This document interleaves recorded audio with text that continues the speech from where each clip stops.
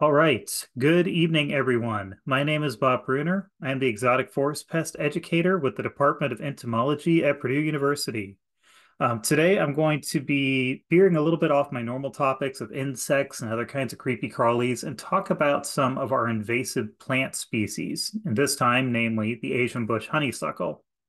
I like to do this program every year because not only do I talk about one of the nastiest invasive plants that we have to deal with, but I like to use this program to kind of just re-educate all of us on what an invasive species is and use some information from some of our partner organizations like the Nature Conservancy and others to talk about some of the strategies you can use to handle invasive pests. And as always, if you have questions, whether live in the program or those of you watching on YouTube, please feel free to put them in the chat, in the comments, or email me after the fact, and I'm happy to answer them or direct you to whoever can answer them. So a little bit on our Asian bush honeysuckle that we talk about here. So this is not the only invasive honeysuckle. It's probably the most notable one. It's the one that we see the most often. There are a few different species that we deal with. I believe they have different morphologies as well. For example, what I'm dealing with right now is definitely a bush variety that's growing in my yard. And unfortunately, it's coming from sources outside my yard, so it makes it a real struggle to get rid of. We have honeysuckle here because we like it. It was originally brought here for a few different reasons. One of them was as an ornamental plant. Honeysuckle smells good and it is pretty. The trumpet-shaped flowers are really nice to look at. We just didn't properly account for how nasty it would be when it began to really spread. We also brought it here for a few other reasons as well, and I'm going to go over those a little bit more later. The other thing about honeysuckle is people like to confuse it for a variety of things. The leaf shape looks like a few different plants, and I've had a lot of folks come up to me with questions about a variety of things. I've even had people confuse honeysuckle for bindweed and other things. So it's important that we also know how to properly identify all of the invasive plants that we work with, whether it's honeysuckle or something else. So why don't we dig into the meat of that part right there? What is an invasive species? We talk about these a lot, and if you are sitting in this program right now or watching it, you probably have some idea of what an invasive species is.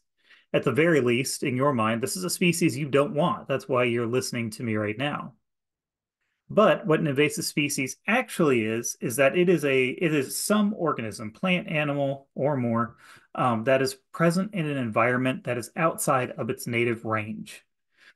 Normally, this also is associated with that organism doing significant damage to the ecology, to people's properties, woodlands, etc. And they also have a trait where the native plants and animals and predators and herbivores, they don't recognize the species because they did not evolve with it. So they don't readily see it as either something to eat or something to defend against. So it takes time for them to adapt and begin to either consume it or fight against it. And for a lot of invasive species, this has yet to happen in a lot of circumstances. One of the worst things that they do is that they have a really, really strong ability to outcompete our native species because they are aliens in that environment. The environment's not ready for them, so it's not able to have the native species defend themselves. They can't go for resources as easily, and it causes a lot of ecological issues. Now, one of the most key factors about an invasive species is that pretty much without fault or without any exception, they are introduced through human activity. So yes, it is our fault. We move them through shipping. We move them on our vehicles, whether we're taking a recreational vehicle one place to another. We transport them across country and state lines. You name it, a lot of human activity will move an invasive very, very easily and very, very readily. And we are still continuing to deal with this as a problem today. We are dealing with this in my home state of Indiana, where I'm at, with the spotted lanternfly being moved around by rail lines. One of the major effects they have is that an invasive species, since it can outcompete our natives, it reduces the biodiversity of an ecosystem, lowering its general ability to resist change and ultimately weakening that ecosystem as a whole. They can also endanger a lot of our crops, the ornamentals we want to keep. They can damage our properties by causing our soil to become difficult to work with. They can ultimately devalue land if you try to sell a piece of land. Sometimes they'll even just simply ruin the aesthetic appeal of various areas. This really comes into play with a lot of our state parks because unfortunately, several of our state parks here in Indiana have had invasions by multiflora rose, Asian bush honeysuckle, garlic mustard, you name it. In McCormick's Creek State Park, not too long ago, they were dealing with an Asian bush honeysuckle problem so bad that some of the trails were starting to become impassable. Now, thankfully, DNR works very hard to clear those out of state parks, and they're still just as beautiful as they always have been. But we can't underestimate this problem. They definitely cause significant issues to any ecosystem, no matter what value we place on it. So let's talk about first this aspect of competition. And what I'm showing you right now, this is a picture of kudzu. And by the way, I also want to add on here, some of the pictures I have not been able to properly credit to their original source. So if you recognize a picture and you know who took it, please let me know and I will make sure to pin that on there after the program. So kudzu is a plant that was introduced as a possible food here in the United States or North America. And since it has no native competition, it has spread like wildfire in areas where it was originally introduced. I used to live in Mississippi, and one of the things that you would see is you would see kudzu climbing literally over everything, over telephone poles, along telephone wires, over houses, anything that had been sitting for a long enough duration, kudzu will cover because it can outcompete in spread. There is nothing that can halt it. The only thing that really seems to make an impact on kudzu, some native insects, some native species may do some damage to it. It also comes with its own herbivore, the kudzu bug, which is also non-native, but unfortunately that insect comes with its own host of problems. Another great example of a plant that can really, really outcompete in certain areas is Japanese stilt grass. This is a grass that easily spreads over ground that lacks competition. So if you have bare patches, like say openings in forest canopy where nothing has grown on the forest floor yet, they will spread very easily. And Japanese stilt grass is really challenging because what you're looking at here is not dozens of little stilt grass plants. You're looking at one organism that has multiple sproutings there of stilt grass. They're connected right stomally or rhizomally. So all of these are just clones coming off a single organism. And sometimes stilt grass patches can be very large, meaning that you may be looking at most one or two organisms there that are just covering a massive amount of territory. Now, I also mentioned earlier the idea of biodiversity. So a lot of folks have different ideas of what biodiversity means, and sometimes it's a little difficult to define biodiversity, though in its simplest idea, biodiversity simply means the number of species or how high is the species abundance within a given area, with the idea that the more species you have, the more diverse your environment is, the better it is at resisting change and resisting damage. And this is held up for the most part, according to all the research that ecologists have done for the last 100 years. Now, the reason I'm showing you a corn patch here, a nice little field with rows of corn on it, which we see all over Indiana right now, is because nature does not handle monocultures very well. Monocultures, such as a cornfield or a stand of all the same species of tree or an area with all the same kinds of plants, are easily invaded. The plants only have, since it's a monoculture, the plants only have one defense. They only have one strategy. So that means that the whole ecosystem lacks diversity in how it can handle the myriad problems that's going to be introduced to it. So this means that it is less resilient. A major change can do serious damage, such as a forest fire, a windstorm, which we see quite a bit of now, and it can't bounce back as easily. And this is really, really true for a lot of areas. Say, if you have a forest of nothing but pine, because if you have a forest fire and the pines don't reestablish, your seed bank lacks other trees, and now you may be kind of out of a woodlot. And this is held true in a lot of environments. Now, what we like to see is we want to see these environments change because they're easily invaded. They can get covered by things like multiflora rose. That's perhaps one of the biggest offenders I see, especially in forested areas, as well as Asian bush honeysuckle. So this may seem like a towering task. This may seem like you're not going to get much out of it, but science has told us that there are actually a lot of really good reasons to do this, and you can get really positive results.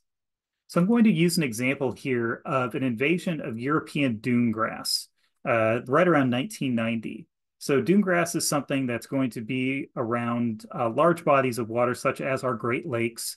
You can find different kinds of dune grass invaders, European being perhaps the most common one, in the area of Dune State Park or areas similar. And it will just grow like wildfire. And it looks like switchgrass.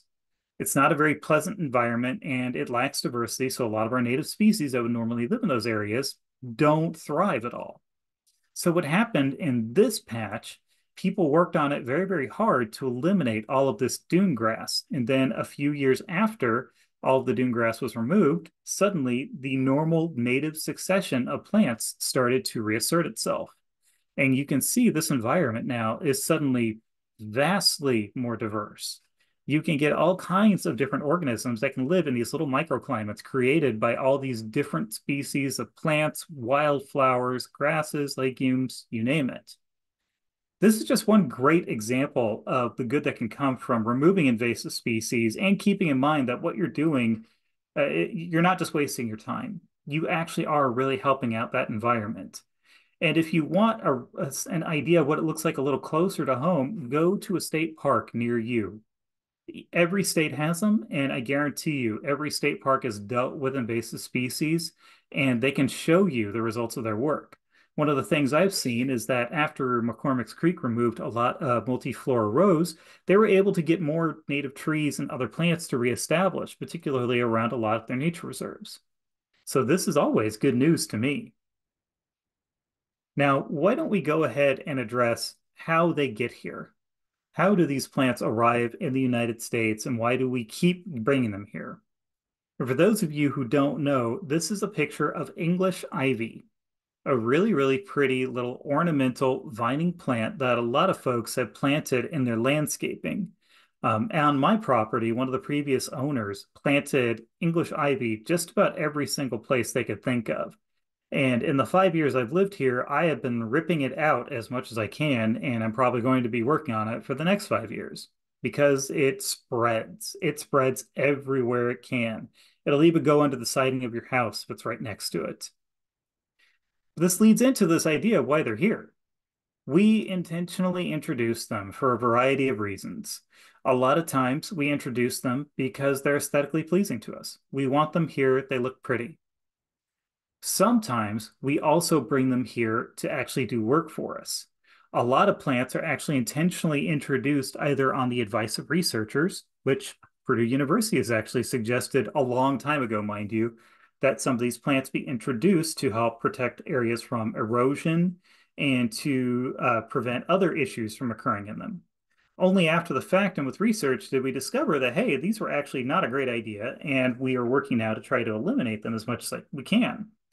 Asian bush honeysuckle is one example of this because a lot of times the USDA actually recommended Asian bush honeysuckle be used for erosion control along highways. Now, there are some laws that help combat the problems with people buying these plants. Here in Indiana, we do have the terrestrial plant rule, which outlaws the trade, exchange, and sale of a variety of invasive plants. But that rule does not cover nearly enough invasive species. And unfortunately, several of them are really, really problematic and people don't even realize it. One example of that is winged burning bush. This is a great example of winged burning bush that has gotten loose out of someone's yard. People will plant the burning bush and think, oh, it's pretty, it's not going anywhere, it's just a little bush that's not going to do much of anything. They may even associate religious significance with it based on some of the biblical stories. But the thing they don't realize is even though your plant isn't growing and spreading right where it's sitting, if you look near in the woods, you're going to find winged burning bush growing out there amongst the trees now, because either a bird came by or maybe some other animals came by and they spread the seeds of the plant and now it's gone out of control. Another great example is Callery pear or Bradford pear. This is a stand of Bradford pear that was taken, a picture taken by Ben McAllister, one of our Purdue foresters. And people will plant Callery pear because it has really, really lovely white blossoms at the beginning of spring. Now, it always kind of is a head scratcher to me why you would plant this because the trees smell horrible when they bloom, but people still love them and they still plant them. These trees are also very, very brittle. They will break very easily. And here in Terre Haute, Indiana, where I am, just about every street has Callery pear on it. And we have been getting so many windstorms in the last year and a half that we've seen a lot of those trees come down because Callery pear or Bradford pear, they are very brittle by nature. I also want to make very clear that if something is being called a Bradford pear, it is the invasive Callery pear. That is just another name, another cultivar for that plant, but it is the exact same thing. So the take-home message to this is you need to watch what you're purchasing because it's not going to stay where you put it.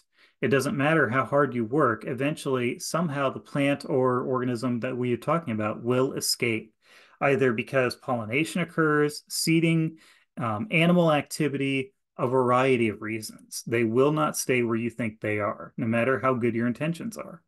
And the other problem is also they may simply outcompete the things that you want to keep in your yard. For example, that English ivy you put down, and you may put some nice spots in the middle of the ivy to make sure like roses or something else will grow.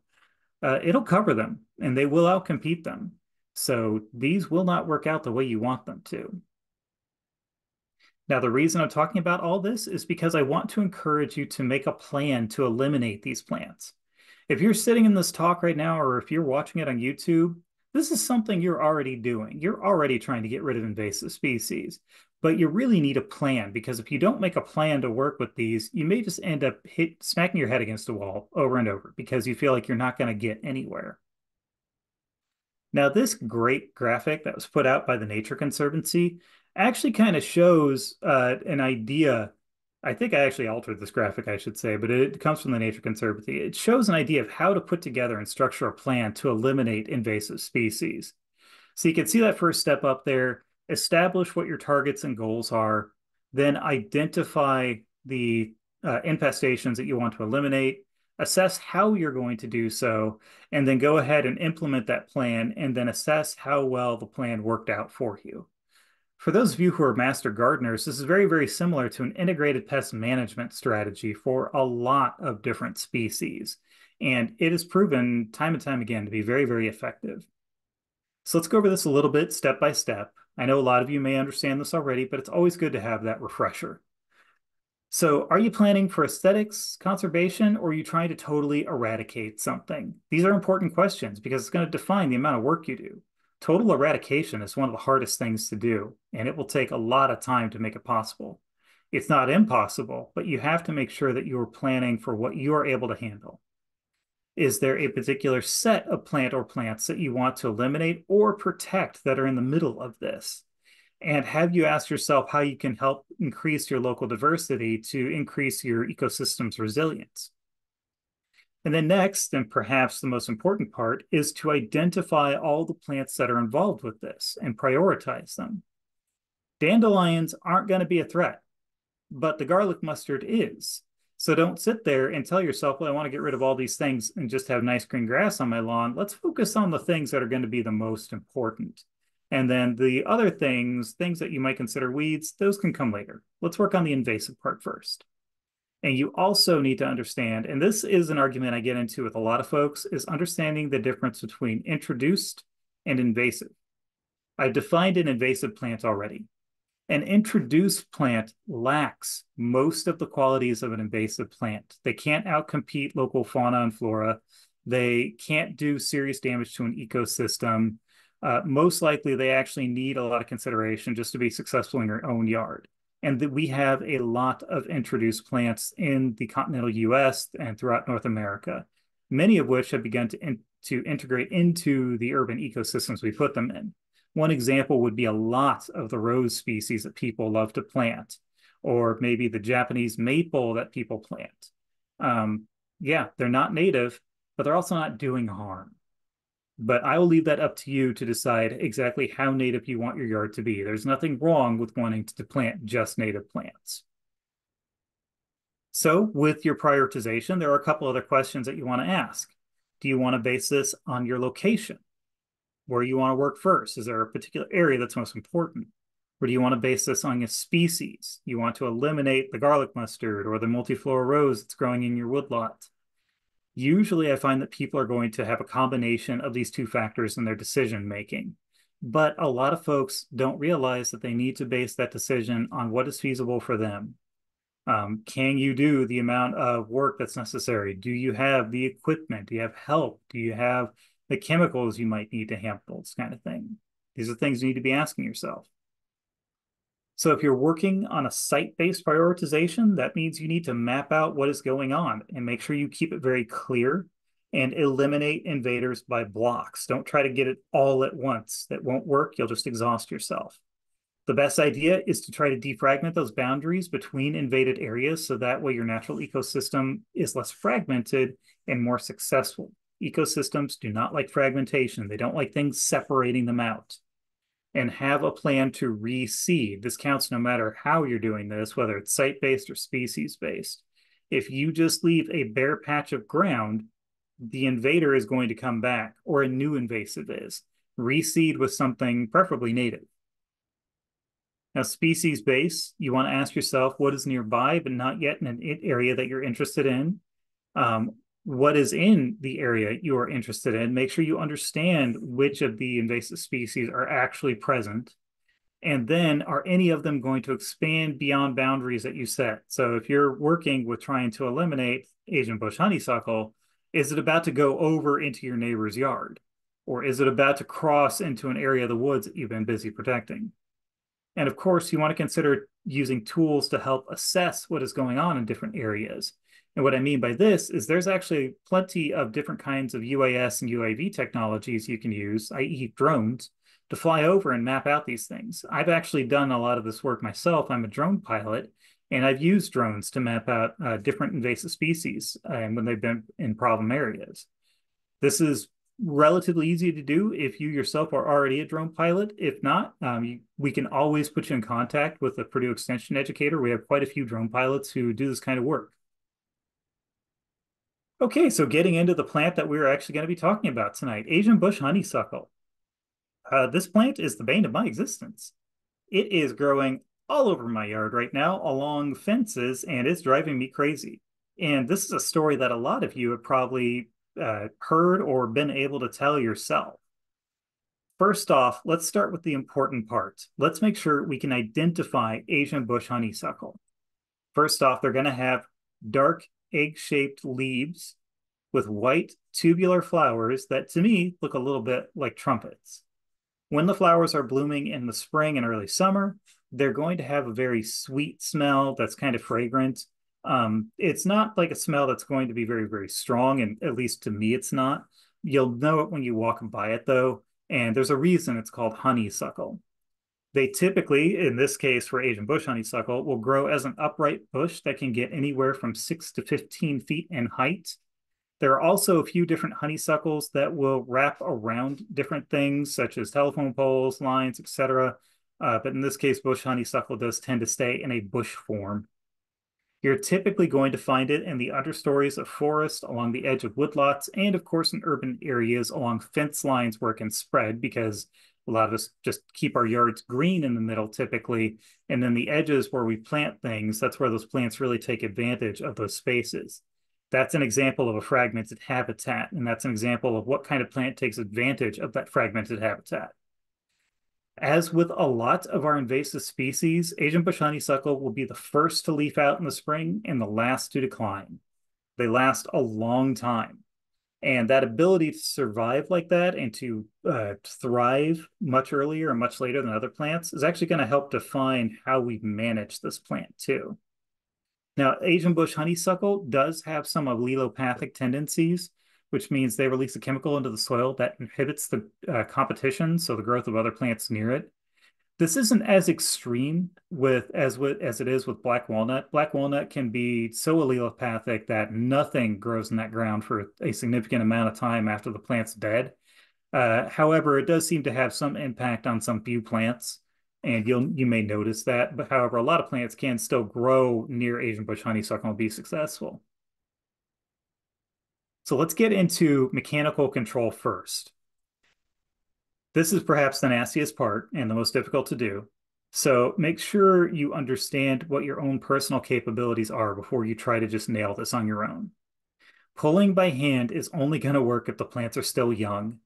Most of the time when people get to Asian bush honeysuckle, in my experience, the plants are definitely not young anymore, which means that you probably need equipment to either cut or pull the plant out of the ground. A skid steer or a tractor that can help pull those things out. And there are lots of other tools that professionals have at their disposal, which is why if you're just trying to pull the plant out and it's gotten to a significant height, I would really recommend contacting a local invasive species group like a local SISMA with SICM or something similar to come and help you out and to see who might be able to lend you tools. Because you do not want to just go out there with a shovel and try to get these things out of the ground. You will be burning up a lot of energy. And of course, you want to make sure you get the whole plant out so that way it doesn't regrow from a part or a piece. Now, with chemical controls, there are a few more options that we use here, and these are perhaps some of the better options you can do if this works for you, as long as your infestation isn't super dense. So first off, with a foliar application, you should only use this when plants are within easy reach of the sprayer. And one thing that I forgot to mention when I got into this topic of chemical control is that most of your invasive plants really do need chemicals applied to them in order to eliminate them. They are very, very difficult to eliminate otherwise. And while I know some folks have an aversion to using a pesticide, unfortunately, when it comes to an invasive species, your options are very limited without them. So I would normally recommend to use an herbicide to eliminate these plants, follow the label directions, and some of the guidelines that I'm about to talk about here. Now, when you are doing a foliar application on these plants, you want to make sure that you are spraying to wet the foliage. You don't want to soak it because you don't want the stuff to run off and go in the ground, because then it's wasted and it might begin to impact plants that you don't want to have affected by the herbicide. And the timing issue comes into play here. The best time to apply an herbicide is going to be in late fall while the plants are still green, because that way most other plants have senesced. Most other plants have died back already. The honeysuckle's still green and it's doing its last bit of uptake before it goes dormant for the winter. And that way your herbicides are still getting into the plant while reducing the impact on the area around you. And this little publication put out by Purdue kind of shows some of the better options you can use when trying to do a foliar application. So if you're using something that contains glyphosate, you could find it under several different brand names. Perhaps the most recognizable is Roundup. And they give some suggestions here of the way to apply it. But keep in mind, this is also in the framework that you are following the label direction when you are using this chemical. If you're using Crossbow, something that is a 2,4-D plus triclopyr combination, they have the recommendations there for wetting the foliage, etc. And then with triclopyr, you'll find that under a brand name called Garlon or Tahoe, if that one is still present. And then it gives you the solution to apply it in when the leaves are still green. Keep in mind, I just want to reiterate again, the combinations that they're recommending here also come with the caveat, please make sure you're staying within the label for this, because if you don't, you could accidentally do more damage to the area around it, and the label is the law. Now, cut stump applications are perhaps one of the most effective ways of eliminating this, that and basal bark treatment. So cut stump applications mean that you have now cut the plant down to the stump closer to the ground, which means you can reach it. So if you have very dense foliage there, you're probably doing a foliar spray to injure the plant, start to make it to decline, and then later you might be cutting the plant down to go ahead and do that treatment. And when you apply, you're going to be applying the chemical to the first layers just under the bark, the cambium of the plant, where all the nutrients move. You don't need to put it all through the whole heartwood of the plant, because that's dead wood. That's not doing anything. You're just wasting your material there. There are different methods of painting or spraying it that you can look up in different publications and on YouTube. I would highly suggest looking at a lot of the work that Sikkim has done or some of the work done by our Purdue foresters, such as Lenny Farley or Ben McAllister. When you are doing cut stump applications, you can use water or oil soluble herbicides, but if you choose to use one or the other, you need to keep in mind that there are some differences. So if you use a water soluble herbicide, it must be applied within minutes of cutting the plant. So that way it still flows through the channels in the plant before they either get sealed off or dried out, etc., and they become unusable. Oil-soluble herbicides, however, have a much longer interval after cutting they can be applied to because the oil will go ahead and seep down into the plant and the herbicide will stay active longer in the oil. You want to make sure that you're watching out for runoff because that is a concern. I put here with oil-soluble herbicides. However, I feel like this is a concern with either one. You want to mind how you're applying this. Don't overdo it. Don't have droplets running down the sides of the stump when you apply. Now, a lot of this is similar to what we just saw there. You can use glyphosate to the outer third or of the cut stem or stump, which is what I was just describing there. Don't put it towards the middle or the pith of the plant. 2,4-D picloram under Tordon. That's a particularly strong one. I've had a lot of people recommend to me for getting rid of this and other hard to get rid of plants. They're saying apply undiluted to the surface of a cut stem, which means it's a very, very potent dose you're giving it there. And then you're seeing the application with crossbow or 2,4-D and triclopyr being done with fuel oil, kerosene, or diesel fuel. And of course, triclopyr by itself under a variety of brand names, applying 20% in, again, diesel fuel, fuel oil, etc. And if you are unsure about doing this, if you're not familiar with what this slide is telling you here, you can talk to a Purdue Extension educator. I would not attempt to do this on your own following these guidelines if you've never done it before. Get someone to help you or get a professional because you can accidentally harm your local environment very badly, and I definitely wouldn't want that to happen to you.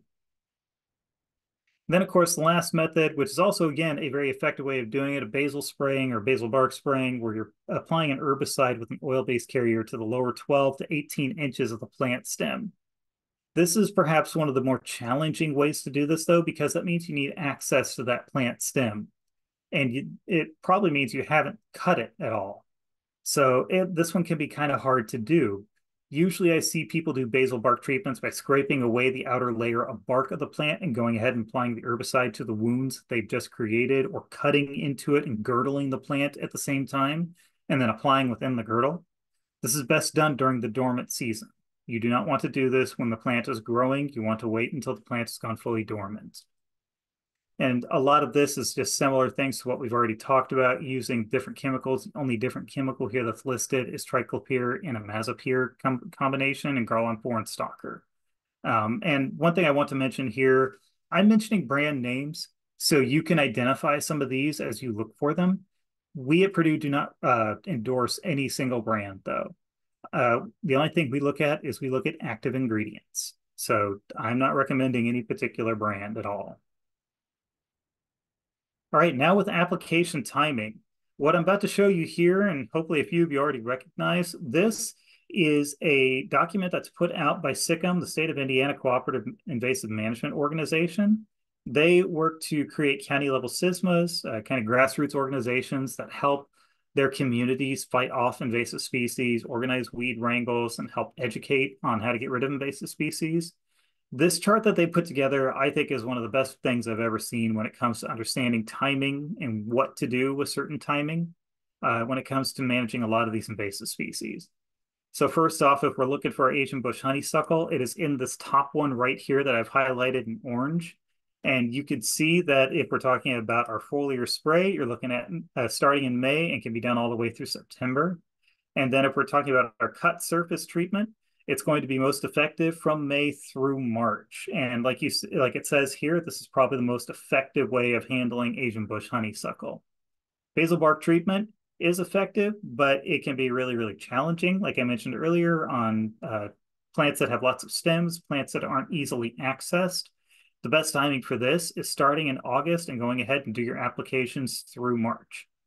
Note that all of these end in March for the most part. That's because the plant has now begun to start its spring growing period. Applying herbicides during that period is generally pretty ineffective. You are not going to get a whole lot of work done because the plant will take damage and then it will simply keep growing. These plants are very resilient, and it does take a lot of work if you decide to try to do this in spring, so I would not recommend doing it then. Now, one last method that you might consider if you have the ability to do so, there are actually a couple I might want to mention here, is one is prescribed burning. Now, in the state of Indiana, and I'm going to guess most states as well, doing any kind of prescribed burning takes special licensure to do, and it would require professional help. Some of the researchers at Purdue have done this. It's been very successful eliminating a lot of these invasive species. It's just a lot of planning and a lot of work to make sure that you have an effective plan to do a controlled burn and the proper safety practices in place. But it can be effective, and you do need to do it repeatedly because reseeding is so common, because you're essentially burning out the seed bank each time it comes back up. The good thing about prescribed burning, though, is that most of our forest ecology in Indiana is a fire ecology. So if you burn an area, that means you've now activated a lot of seeds that of our native plants that become active after a forest fire. So it has a lot of benefits. Another method that's still being researched as well, and I really need to add a slide on it, is using grazing animals to try to eliminate invasive species. The research on this is still out, but there is some evidence that things like goats and other grazing species can reduce the health of invasive plants. But keep in mind, the goats aren't going to consume the whole plant right out of the ground, not when it comes to Asian bush honeysuckle or multiflora rose or something similar. They might be more effective on smaller ones like garlic mustard. I would want to do a little more checking around to see if they would even eat something like that. But like I said, the research is still out on that. And as soon as we get more information, I'm going to add it to this presentation so you know that that one is an option for you. All right, that is what I had for everybody this evening. Thank you all for coming tonight, and you've got my contact information up here in front of you. One last thing I want to mention here is that spotted lanternfly is still on the move. It is still spreading through Indiana. We have more counties popping up now where it's been identified, so I'm asking you to please, if you see it, go ahead and report it using the information you see in front of you. With that, for those of you on YouTube, I'm going to say goodnight, and I will be more than happy to take your questions if you want to contact me. And you folks have a great day. Okay, the recording is paused. So if you want to go ahead and let's see. All right. If you want to go ahead and ask questions in the chat, feel free. Let's see. It also paused the screen share. I don't like that.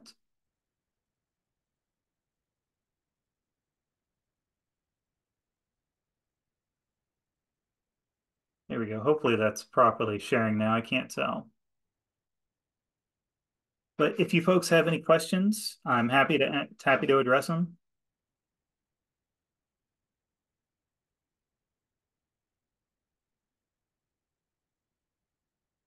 All right. Well, I'm not seeing questions, and you all are very, very welcome.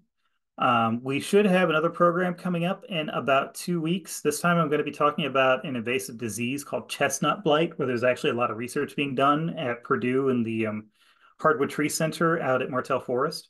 Hopefully it'll be a good one. I'll be doing a little bit of learning with that myself. But other than that, I'm just going to say goodnight to everybody and have a great weekend.